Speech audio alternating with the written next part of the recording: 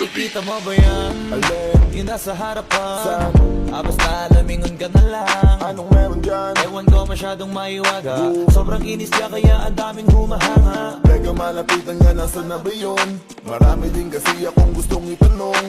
Ano kayang sikreto niya? Ba't siya ganon? Ano ba talaga yung ginagamit ng sabon? Walang galo sa malat Napapalingon lahat. at para bang iba yung sa lahat. Hindi rin kataka-taka na sa kanya maakit ka agad. Dahil sa kagandahan niyang sagad, ibang iba kasi mga datingan niya. Sa kutis niya balang nakakasilaw na. Kadalasan kasi pinag-iisipan siya. Pinagawa niya lang lahat kaya nilinaw niya. Simple lang naman daw na maging katulad niya. Kaso di lahat naniniwala sa kanya na Isa lang ang dahilan kung bakit That's right ang kanyang ginagamit. Kaya pala iba datingan niya. Sa kinis ng balat ay masisilaw ka. May esmalas kung ako'y tawagin. Mga lalaki nanggigigil sa akin. Ayaw paawa, paano mo pipigilin ang damdamin nila para sa akin? Miss Flawless, hayop sa kagandahan. Sa sobrang kinis, hindi mo mahawagan. Sa katunayan, walang pinagawa dyan.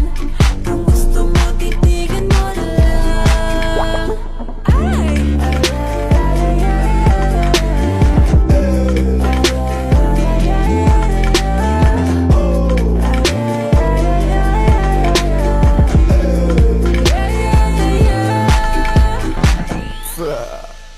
Grabe ang puti niya, swabe pag nakita.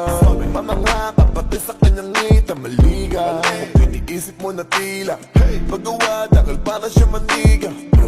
Kutis labanos ayos, tapos halos galos sa kanyang hindi makita.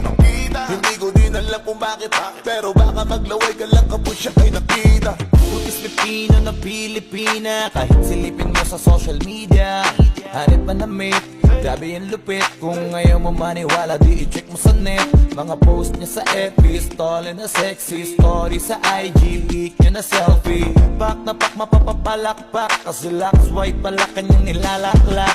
Simple lang naman daw na maging katulad niya. Kaso di lahat naniniwala sa kanya na Front row ang dahilan kung bakit That's right ang kanyang ginagamit. Kaya pala iba datingan niya. Sa kinis ng balat ay masisilaw ka. may esmalas kung ako'y